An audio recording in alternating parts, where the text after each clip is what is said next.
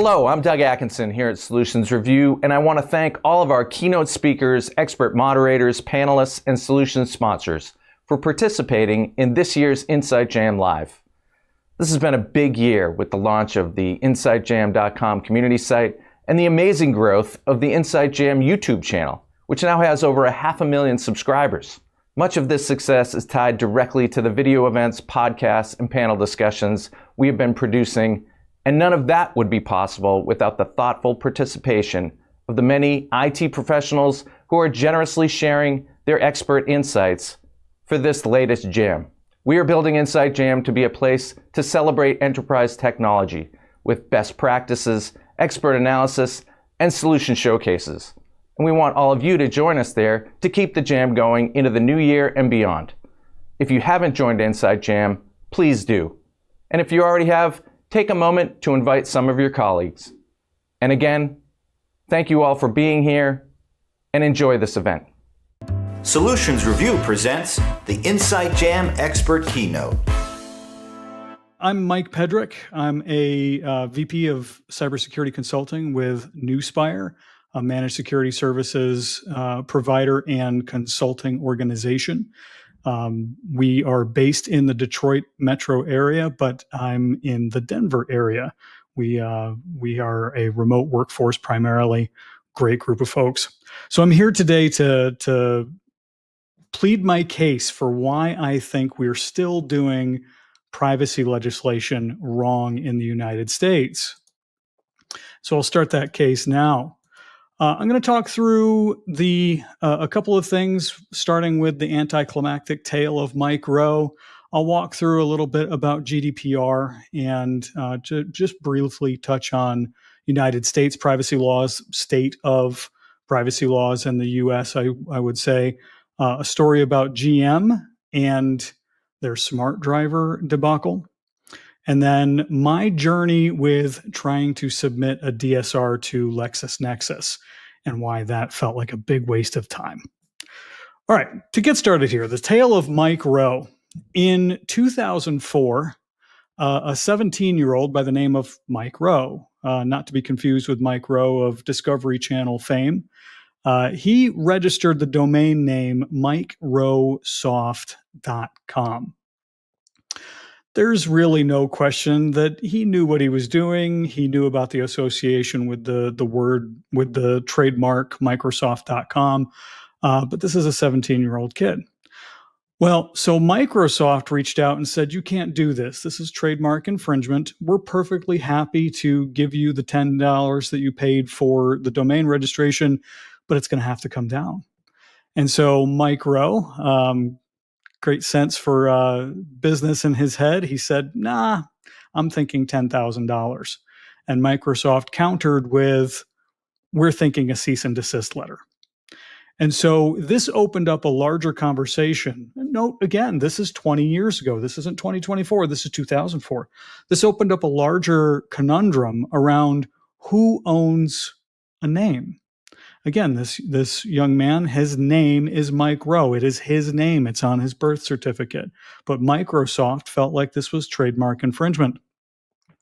As the story grew and it hit more news outlets, Microsoft started to recognize that they were going to take it on the chin in terms of reputation if they tried to bury this young man over this issue. And so they settled. Microsoft ultimately gave Mike Rowe, they paid for all of his legal defense expenses. They gave him free certification training, of course, for Microsoft certifications, and an Xbox. And the icing on the cake, and of course, the Microsoft MikeRoweSoft.com domain was given over to Microsoft. Now, young Mr. Rowe, he decided that he would put that cease and desist letter on eBay. And initially, it was bid up to an astronomical figure, but didn't sell because much of those bids were fraudulent. And ultimately, I believe that cease and desist letter sold for approximately $450. But again, I would stress the point here that this opened up the conversation around who owns a name. Was it trademark infringement, or is it just somebody claiming the rights associated with an attendant to their own identity. And this is obviously many years before the current conversation around privacy. So I'll use that to lead into GDPR, the General Data Protection Regulation. This applies to EU members regardless of their location or the location of their data. There's a couple of things. I'm going to skip over some details, because the research is out there. But I'm also going to put out there that GDPR is currently the de facto standard. You can't have a conversation about privacy regulation without referencing GDPR in this case. It's very powerful. It's actually got actionable consequences, consequences that show up in the news with fairly high frequency. It seems like every couple of months, France or one of the other countries in the EU is filing suit against Meta and Alphabet, so on and so forth. Let's talk about some key terms here. The first is the data subject. That's you and me. But I'll give you a theoretical example of a John Smith. The data controller is the organization that collects and manages data associated with the data subject. A data processor is an organization that doesn't necessarily collect the data, but processes it in some way, stores it, transfers it, so on and so forth. So imagine a retail transaction. John Smith purchases something from Amazon. Amazon, in this case, would be the data controller. And Amazon Web Services, the platform on which the Amazon retail environment is based, would then be considered not just a subsidiary of the data controller, but also a data processor in this relationship. There are rights given to data subjects under the GDPR. And there's a handful of them that you may have already heard. Before I go into them, though, I want to touch on something. You might or might not remember a band called Erasure. They were a London-based band formed in 1984. But maybe one of their biggest hits here in the United States was a song titled A Little Respect. And it made it all the way to number 14 on the Billboard Hot 100 chart in 1988. What am I talking about here? The right to erasure, or the right to be forgotten, is a little bit of respect for the consumer, and it's baked into GDPR. It takes me a long time to get to the end of that joke. I appreciate you joining me on that journey. Journey's a different band from the 80s. Anyway, you have the right to be informed regarding what's going on with your data. You have the right of access to your data. You have the right to change any incorrect details within your data. You have the right to erasure. You have the right to restrict processing. You have the right to data portability. These are all referred to as data subject requests.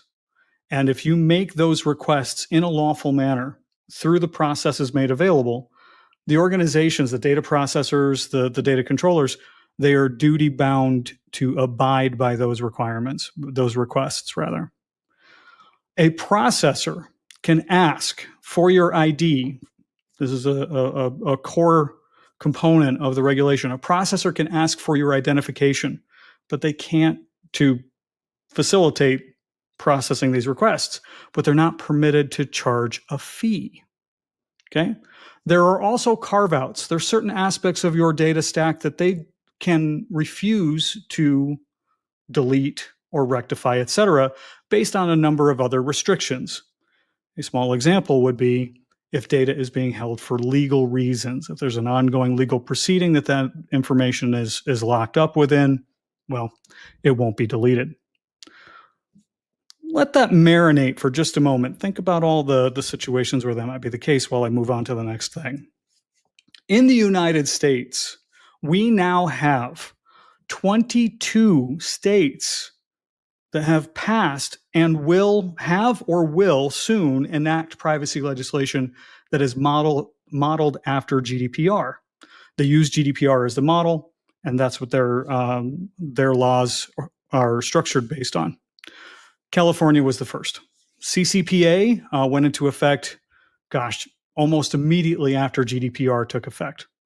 Colorado also has a privacy law. I mention that because I'm in Colorado.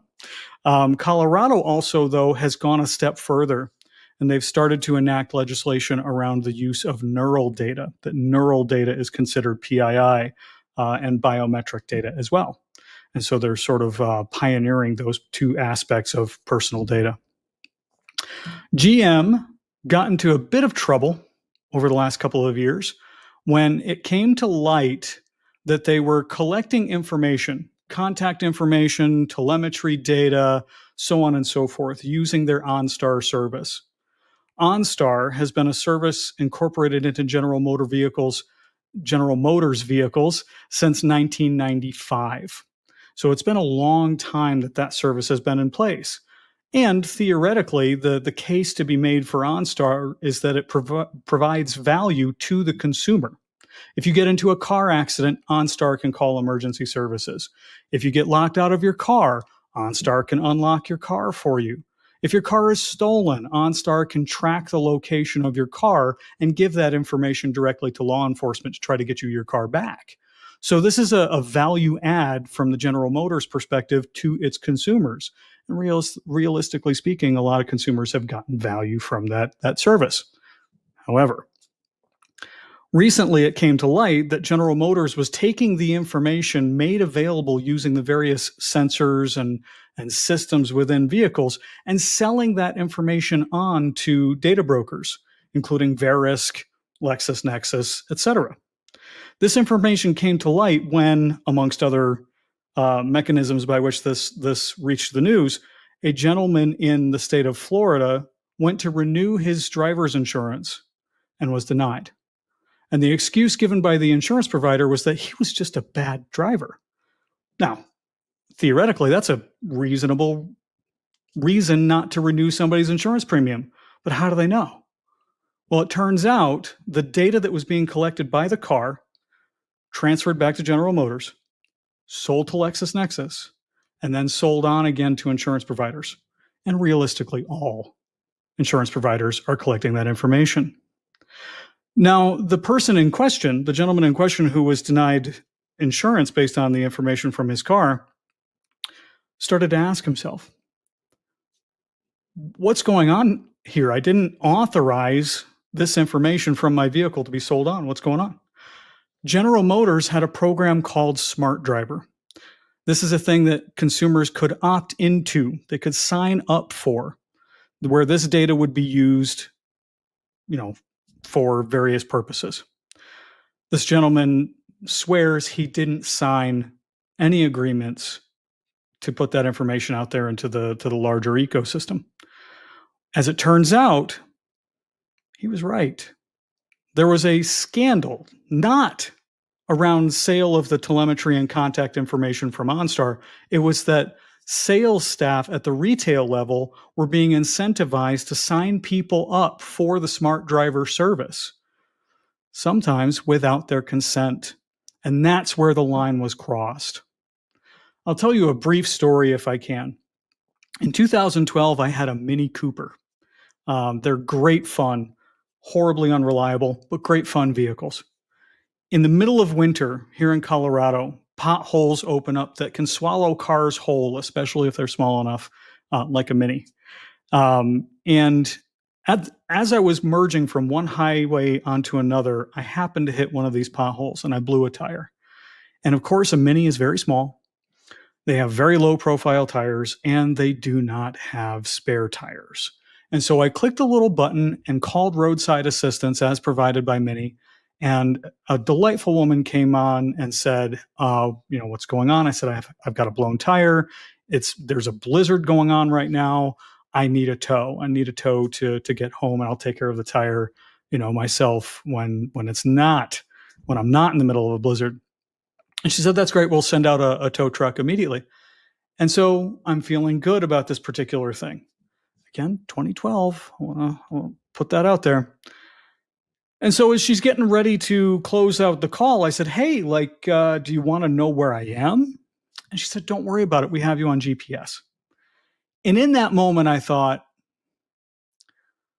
that's not what I want. I do not want, the Mini / BMW mothership having log data of my location, to use for whatever purposes.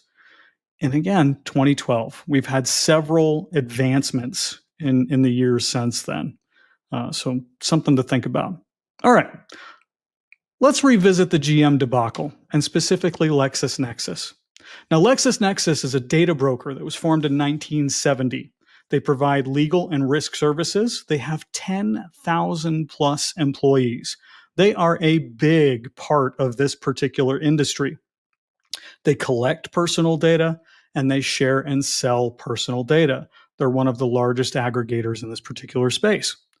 I decided that I wanted to exercise my right to see what data LexisNexis had on me.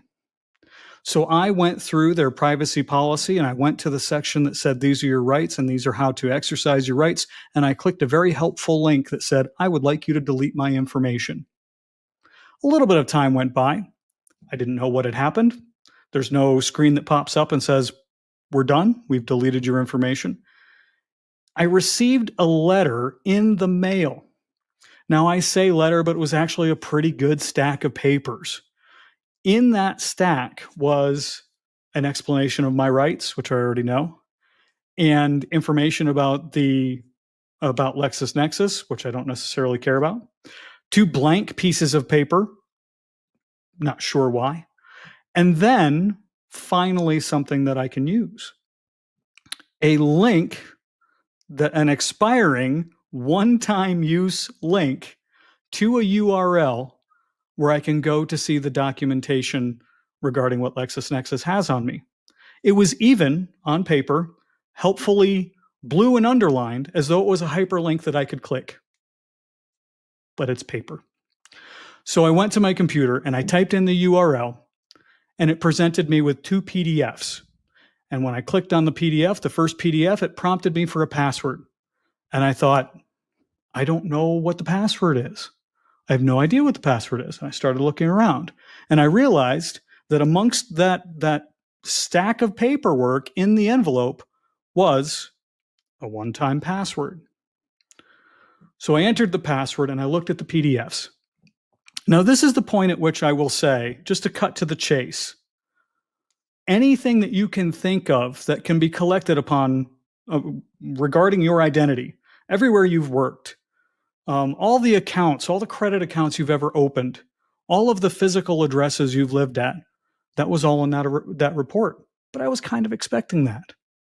What I wasn't expecting was several sections of the report that were redacted, quote, for my security. There was whole sections of the report that showed just latitude and longitude values, coordinates, locations, with no other context. Not where they are, not what they are, not when I was there, just lat and long values. You think that's a little creepy? I thought so too. I'll tell this story as well. In 2001, I was driving back to Colorado from New York, and I was in Ohio at the time, but I could almost see the border to get out of Ohio. I'm doing about 5 to 7 miles an hour over the speed limit, as I typically do, cruise control on, and I saw an Ohio State Trooper coming the other direction. Now, I noticed in my rearview mirror that he was coming through the median to come my direction, but I still didn't think anything of it. But he pulled me over, and he said he was citing me for 5 miles an hour over the speed limit. I'm already thinking, was this worth the time? Really? 5 miles an hour over the speed limit? But okay. And he actually said to me, if you'd like to fight this, you're welcome to come back. I was like, that's ridiculous. I'm not going to fight this ticket. In fact, I would give you cash right now to make this go away, right? I didn't. He wouldn't take the cash. That's not how this works. Anyway, that's 23 years ago. And I only tell that story because the record of that ticket was in the report from LexisNexis. Try to imagine having your insurance policy canceled or not being allowed to renew your insurance policy because of a 23-year-old speeding ticket. Seems a little ridiculous. What was helpful within this LexisNexis data report was a source. Under each section, So, for example, that speeding ticket record, Ohio State Highway Patrol was listed as the source. This gives you a mapping of whom you have to submit DSRs to next. Like, okay, well, my next DSR is going to go to the Ohio State Highway Patrol. Don't think I'm going to get where I want to with that, but now I have a mapping, a listing of subsequent DSRs that I need to send. All right, this is how we define transparency. This is a privacy policy. It says in no uncertain terms that where I got this information, where the organization to whom this privacy policy belongs, this is, we're going to collect your data, we're going to sell your data. Now, I want to read to you is that it says personal information is shared with affiliates, service providers, suppliers, agents and representatives, payment processors, customer support, email service providers, IT service providers, mailing houses, shipping agents, sponsors, joint venture partners, and other third parties. End quote. Please be careful when disclosing personal information in these public areas. Gosh, I feel like that could be shortened with, we will share whatever we're able to collect, you allow us to collect, with anybody and for any reason. That's the transparency. That's the definition of transparency. Now, it seems to me like this starts to feel like a waste of time. Okay? Here's why I say this. It's not dissimilar to going to a retailer and buying a product because there's an advertisement for a mail-in rebate. You can get 50% off or $500 off or whatever the case may be. And so you proceed with the transaction, and then you find that you have to send a letter and the UPC code and whatever else. You have to go through this gigantic, arduous process in order to get that mail-in rebate processed. Right? It's just absurd. It's just ridiculous. And so a lot of us have a tendency to just not do it. It's not worth it. Forget about it. My time is worth something as well.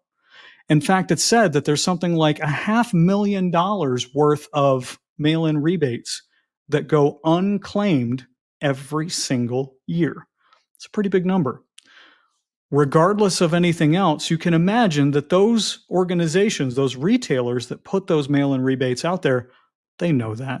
And they're banking on people, some people, a portion of people, not processing those rebates. So it feels a bit like bailing water in a leaky boat, right? This DSR process. If I have to send a DSR to LexisNexis and then to Verisk and then to the Ohio State Highway Patrol and all these other organizations, it's going to be a full-time job. I'm going to spend the rest of my life sending DSRs to these organizations just to exercise my right to privacy. So here's where I think we're going wrong. All right, here's the deal. There are multiple disparate state-level regulations that are out there. Colorado has one, California has one, and again, 20 other states have passed and or already enacted and beginning to enforce their own individual privacy laws. It's hard to know what your rights actually are, especially when all of the privacy policies that you're going to read have been passed through multiple attorneys. They're full-on lawyer speak. And if you're not a lawyer, you'll know what I'm talking about when I say that. So far, the cost of non-compliance has been negligible. The penalties are way too weak. GDPR, as I mentioned, is the de facto standard. The penalty for violation of GDPR is up to 4% of the previous year's revenue. And I've already mentioned that Meta and Alphabet and other major organizations have been fined multiple times. They're treating it as though it's just the cost of doing business. And it's because the data that they're collecting and sharing and selling is worth significantly more than the cost of non-compliance. That's just how it is. Personal data is absolutely a gold mine at this point. PII is really big money. Now, I want to point out a thing here. HIPAA, going all the way back to 1996, the Clinton administration signed into law HIPAA. Health Insurance Portability Act, right? Today's privacy legislation outlines what an organization is permitted to do with the data they collect. HIPAA outlined what data could be collected. That's a really big deal. And that brings me down to a core tenet that is at the center of this entire conversation. When GDPR was being conceived, it was said multiple times that without question or equivocation, the data subject owns their data. Young Mr. Mike Rowe owns his name without question. That's how it is, right? The data subject owns their personal data. And that was the crux of GDPR.